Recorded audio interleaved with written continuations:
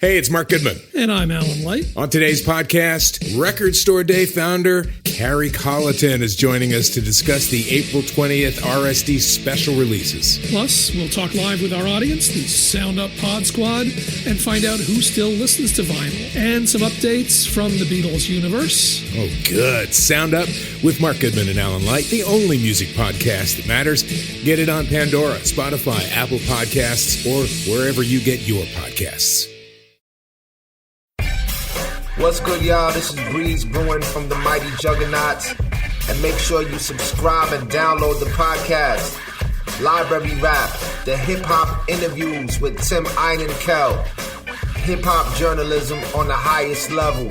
Yeah, what's up? It's your boy Joel Ortiz, and I want everybody to make sure that they subscribe and download the podcast, Library Rap, the hip-hop interviews with Tim Einenkel.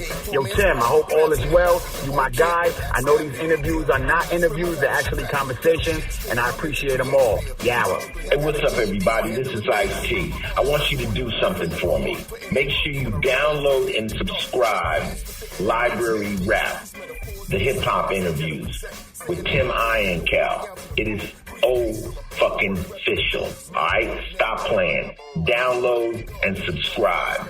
Library Rap, the hip-hop interviews with Tim Einenkel. It's cold.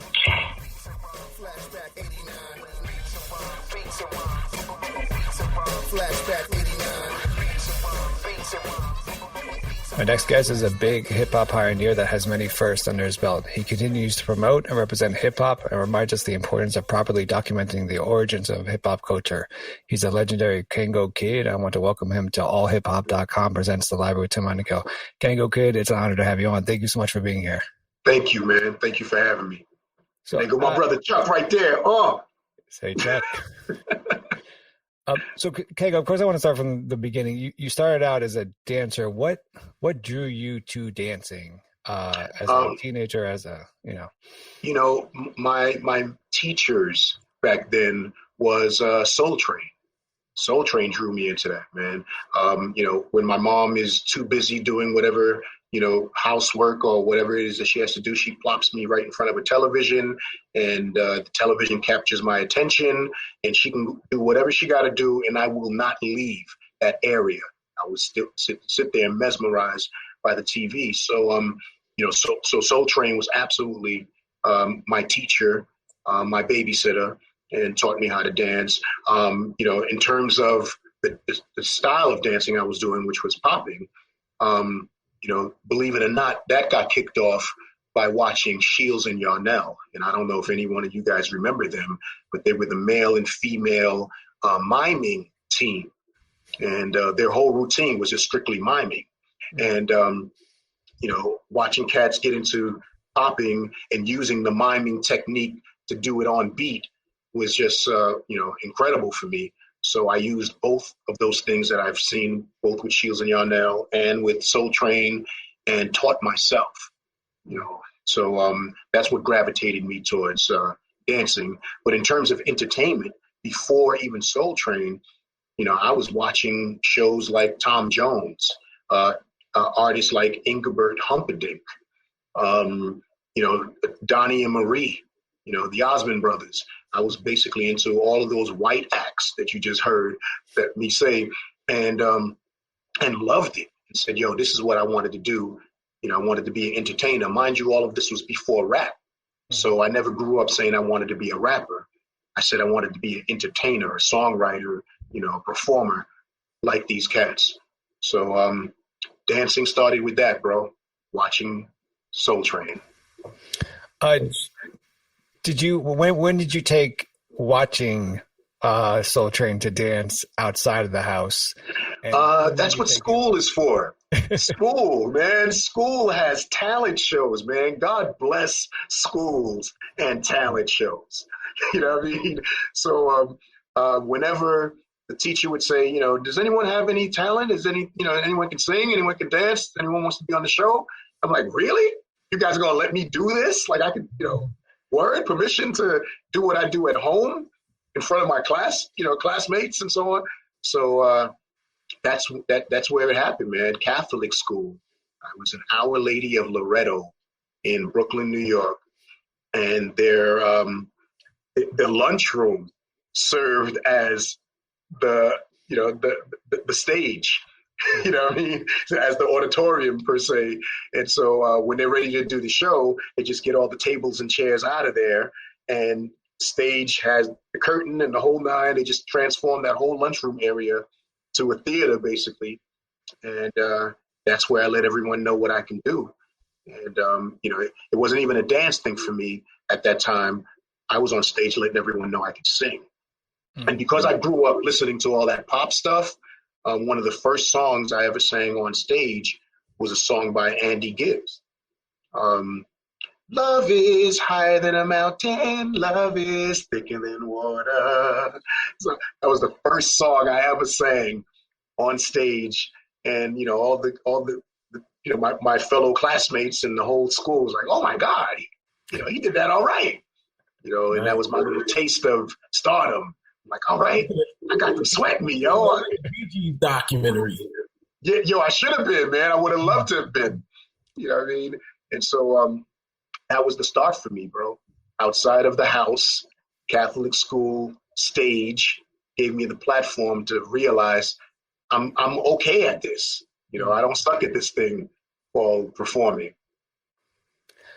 When did MCing begin? I mean, who was that first MC you heard that said, all right, this is I want to transition? Well, my older brother was a DJ, God rest his soul. My older brother was like one of the first DJs in our neighborhood. He had 2 turntables and a mixer, and he brought it to the basement. And he was 5 years older than me. So he had all of his boys come together, and they formed a crew called the B-Line Crew. So everyone had a name that ended with B. So my brother was Dr. B, and there was a rapper named Master B, and another cat, named Chili B. It's like everyone had a B in their name, and my birth name is, my government is Sean. So I decided to put myself in his group. This is his people's, but whenever they all get together in the basement, I would come in there and, and have my raps written and come in as Sean B. And so when I'd get on the mic and do my thing, I turned out to be better than the rest of the cats that was in his circle, and they all loved it. They would all say, yo, Doc, your brother's hotter than you. And that pissed him off. And he said, bro, do not come down here again when my friends are down here. And so I basically got kicked out of the group that I put myself in. And so I got pissed off and said, you know what, I'm gonna start my own group. And so I started a crew called the Death Crew. And the Death Crew was the same concept as my brother's B-Line Crew. So I became Sean D. And I had this other dude named Master D, and another dude that came in named Chili D. So we started to do our thing. And that was my first introduction to doing this whole hip hop thing. And in terms of the records that I was turned on to, these are the records that my brother purchased. So I heard King Tim III Fatback Band, by Fatback Band the first time through him. And then Lady B, and then Sequence, and Super Rhymes. These are all the first hip hop songs that I ever heard, and it was because he purchased them and played them, in the basement. And so I got turned on that way. And this is before these songs hit the radio. And actually, those songs didn't hit the radio.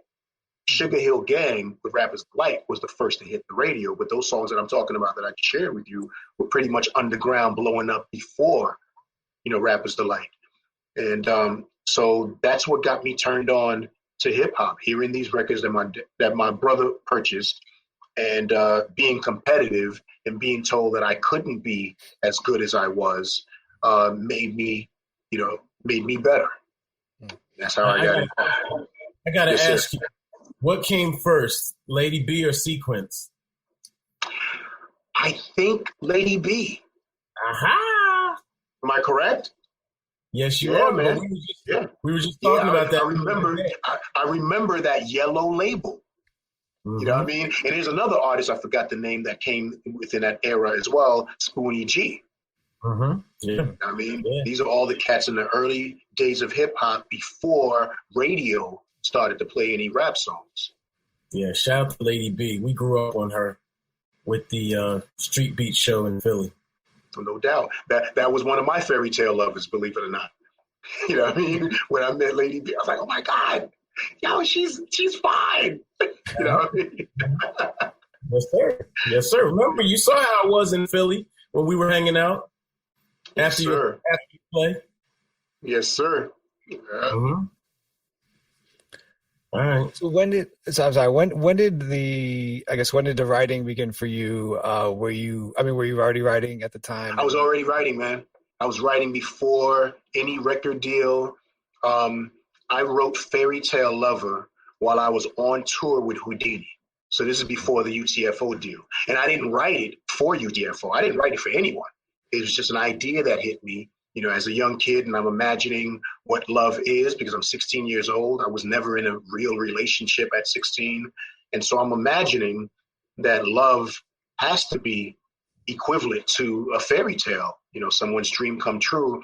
And I used all the fairy tale characters in the song, you know, Alice in Wonderland and Cow jumping over the moon, Little Red Riding Hood. I threw all of that into this song before ever writing Roxanne or having a recording deal to have this official group called UTFO. All of that songwriting stuff happened before the rap career kicked off. So I've been writing since I was 8 years old, for real. Were you sharing, like, did you share that song Fairy Tale Lover before, you know, the public heard? No, I didn't share that song until it was time for us to do an album. So no one heard the song as we did Beats and Rhymes, which was our first single. No one heard that as we were in the studio recording Hanging Out, which was our second song that we produced and, you know, and recorded. After we did Hanging Out is when the record company said, I need a song for the B-side. And then we decided to write, you know, write Roxanne. And so during that time, no one ever heard Fairy Tale Lover. It wasn't until the success of Roxanne, and the record company said, okay, enough of these singles. It's time for us to do an album. We had to start putting ideas together of, you know, putting together at least 10 songs for this album. And I sang that song to full force, not thinking that that would be a song that would be on the album. I just sang, you know, here I am with a band. I didn't know a band before them. I've seen bands on television, but I've never hung out with a real band. So as I'm sitting there with my dude, Jerry, who's the keyboard player of Full Force, I start singing Fairy Tale Lover to him. And he starts putting some chords to it. And then Kurt hears what I'm doing, and he grabbed a brand new guitar. He had just bought this guitar, and it was a guitar without the, you know, the head on top of the guitar where you tune it. Well, this particular guitar didn't have a head. It was just the rectangular joint. I've never seen this before. And so he starts adding some chords to it as well. And B Fine starts adding some drum programming.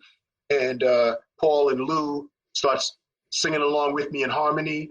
And we all said, yo, this sounds all right. And then they said, yo, why don't we put this on the album?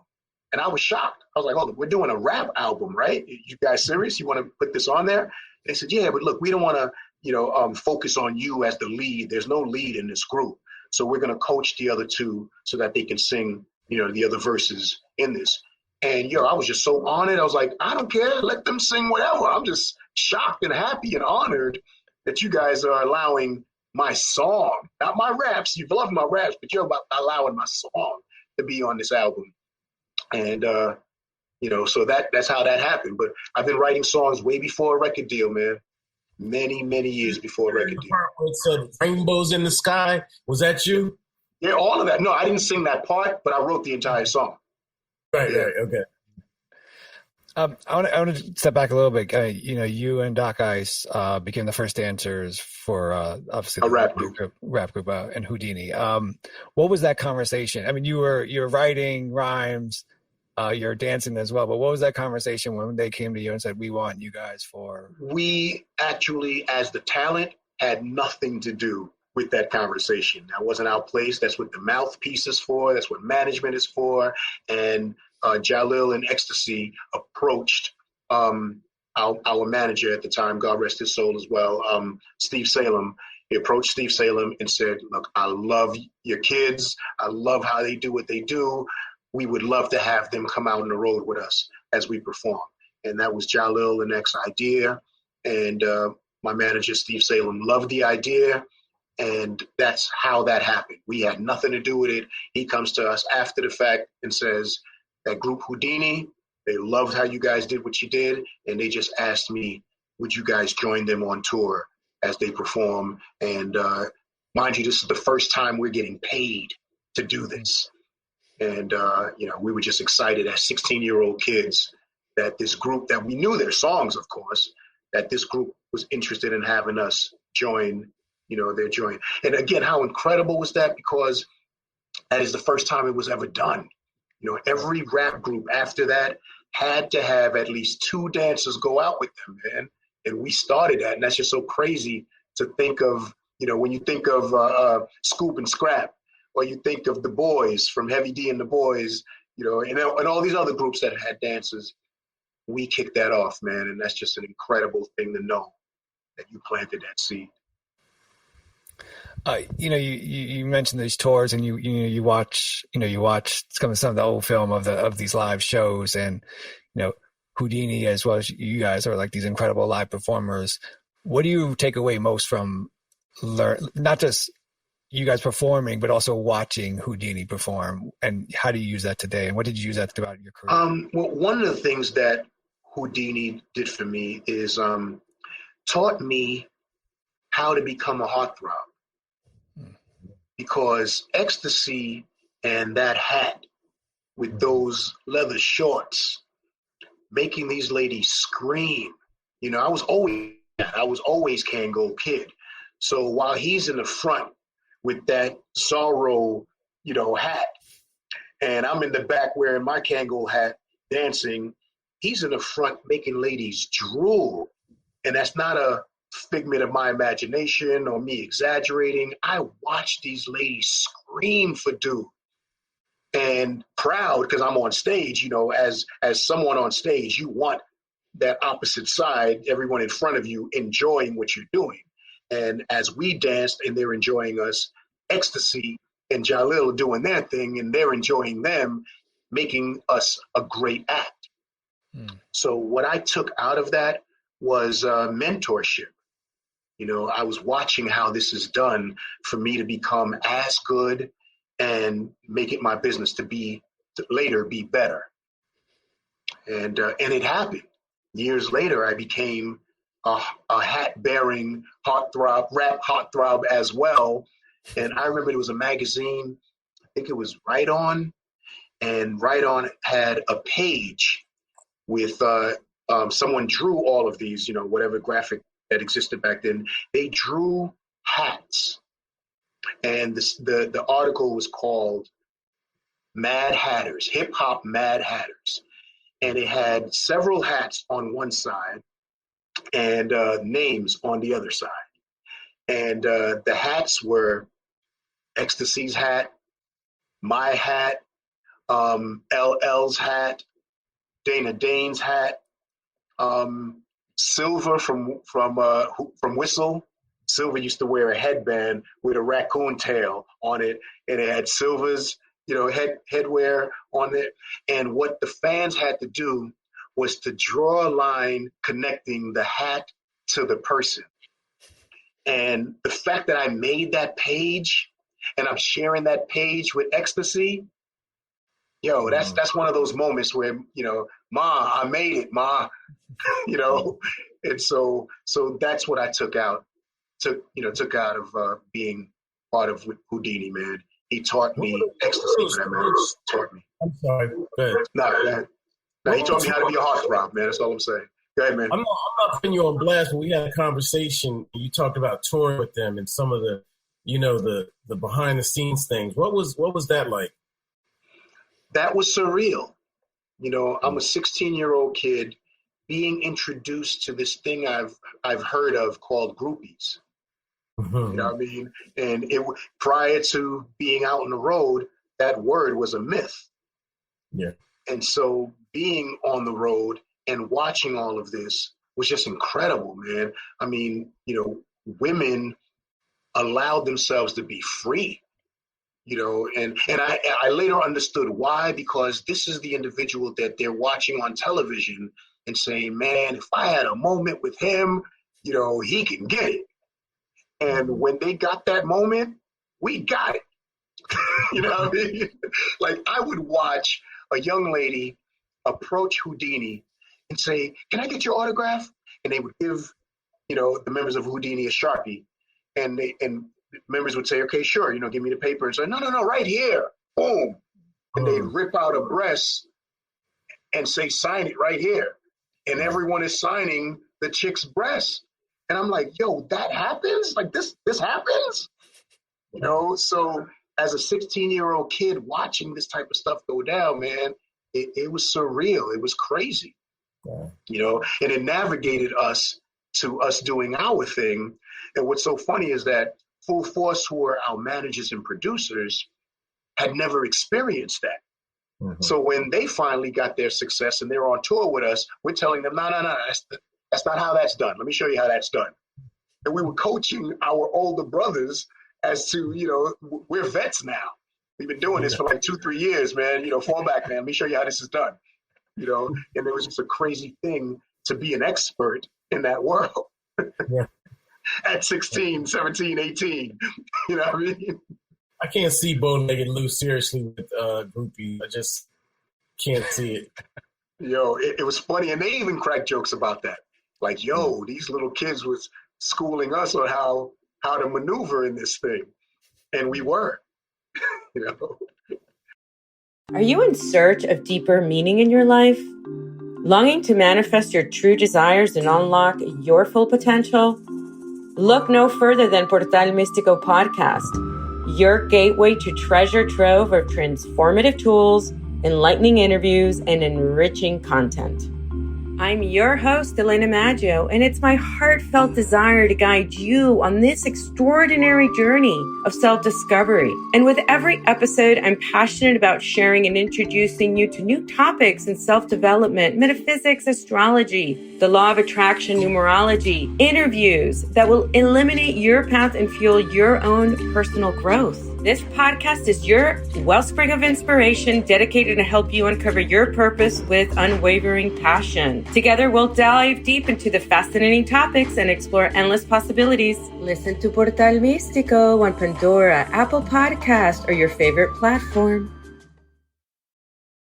Hey, it's Mark Goodman. And I'm Alan Light. On today's podcast, Record Store Day founder Carrie Colleton is joining us to discuss the April 20th RSD special releases. Plus, we'll talk live with our audience, the Sound Up Pod Squad, and find out who still listens to vinyl, and some updates from the Beatles universe. Oh, good. Sound Up with Mark Goodman and Alan Light, the only music podcast that matters. Get it on Pandora, Spotify, Apple Podcasts, or wherever you get your podcasts. Kang, I want to ask you more about, you posted on your IG page a performance of you as a 16-year-old kid getting introduced by ecstasy. Yes, sir. And what you see there, I think, just from an outside perspective, there was a real mentorship there. Oh, absolutely, man. You can see how much he respected me, and you don't see those things at the time. At the time, I was just being a performer. I know that this is the part of the show where I do that thing that I'm supposed to do, that we rehearsed and so on. But, it was a fan from the Netherlands that hit me on Facebook and said, I have a video for you that I think you'd enjoy, after, X passed. And when he sent me the video, man, I saw the love, the respect, the admiration that he had for my skills, and the way he introduced me, and it brought me to tears, because I realized at that moment who he was to me and who I was to him. He absolutely, treated me like someone who was under his wing, that he was proud of. That was, you saw all of that. You saw the admiration. You saw the brag and boast. Like, I want to show off my little brother right now. And, it was apparent what kind of love, respect existed between all of us out there as kids. Because, I didn't find out, and this is so crazy, I didn't find out till he passed, like, what was it, like 2 months ago, that he was only like 2 years older than me. Oh. As a kid, I looked at ecstasy like a big brother, so I thought he had me by 4 years or something. And, when they said his age, I was like, hold up, stop. So I was 16 and he was 18? Are you serious? And that hit me. Joe, that hit me like crazy, man. I never saw him as, we look at somebody a year older than us, like, man, we the same age. I never looked at X or Jalil as we're the same age. I was always that little kid to my big brothers. And you saw the love that my big brothers had for their little brothers. So I imagine when you started or when you started thinking of going, I guess leaving the nest, so to say, going out to become UTFO, when did you start thinking about that? But then did you have that conversation with, yeah, they knew everything. My manager was worked in the same office with Russell Simmons. So we were in there with Run, with LL. Me and L used to argue every day about whose song is going to, chart over whose song, and he had I Need a Beat while we had Roxanne. And I'm telling dude, man, I'm gonna slay you on the charts, man. My song's gonna sell, 100, 200,000. And so I said, man, mine's gonna do like 400,000. Man, mine's gonna go platinum. Man, mine's gonna go, multi-platinum. And so, they don't sell 367 trillion, million, billion records, bro. And we would have stupid arguments like that. And this is all in the office that my manager and Russell Simmons worked together. So having, business transactions take place between my group and Houdini, everyone knew we were working towards getting our deal. It was no secret to anyone. So when we finally landed it and we left the nest, as you say, it was a, congratulations, and we wish you guys success. And, as everyone wished it, no one imagined it would become what it became. It's like, wow, I said good luck, but I didn't think dude was going to, do that, where our record went from being a hit to becoming a phenomenon. Mm-hmm. No one saw that coming. Right. Right. So we went from being the group that was under Houdini to being the group on the same caliber as Houdini. No one saw that coming. Yeah. So leaving the nest wasn't a surprise to anyone. Everyone knew that we had it in us because Houdini allowed us to rap while we were on tour with them. They didn't just let us dance. There were times that they gave us the mic and we were rapping the crowd, while they went backstage to change. We're the ones doing our thing, keep the crowd going. So it was never unexpected for us to do this. So when we finally, was it all love? Was it all love? Was it? It was all. It was all love, man. There wasn't any jealousy. There wasn't any envy. There was no such thing happening, man. It's one of those things where, and I've said this for years, celebrities, you may hear them say it's lonely at the top. And what they mean by that is when you are surrounded up there by just those type of peoples, you want to get your people in. Like, how can I get my dude to hang out with me backstage? Like, I love that celebrity and I love this celebrity, but where's the cat I grew up with, man? I want to share this with him. I want him to be there. And so it was that type of family affair where they were happy. We became family. Mm. So they were happy to have family up on top. It's not lonely here anymore. We're all celebrities now. You know what I mean? It was nothing but love, bro. It really was. Ghetto Shakespeare, my mental creative fear. Strategically, I got a GED on handling biz. Entree point, defending my heart, putting in work on a regular from day to dark. Shake hands with the enemies, make deals with these metaphors and these similes. Ghetto exec, sitting on the board with a 40 ounce of the broad. Briefcase full of paperwork, repping the cause, no dough. Network, rock the guard, can't go flash. Flashback 89.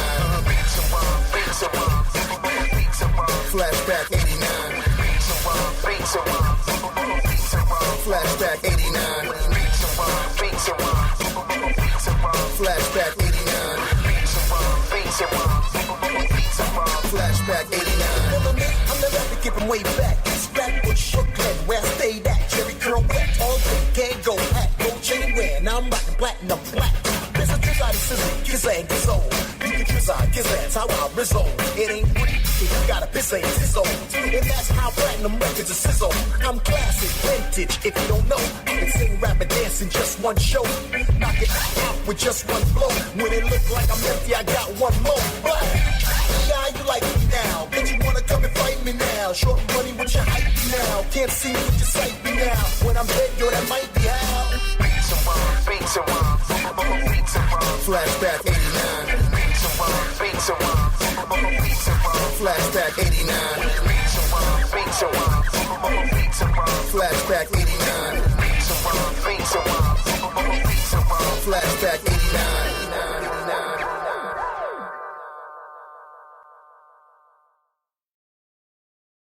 Hey, it's Mark Goodman. And I'm Alan Light. On today's podcast, Record Store Day founder Carrie Colleton is joining us to discuss the April 20th RSD special releases. Plus, we'll talk live with our audience, the Sound Up Pod Squad, and find out who still listens to vinyl. And some updates from the Beatles universe. Oh, good. Sound Up with Mark Goodman and Alan Light, the only music podcast that matters. Get it on Pandora, Spotify, Apple Podcasts, or wherever you get your podcasts.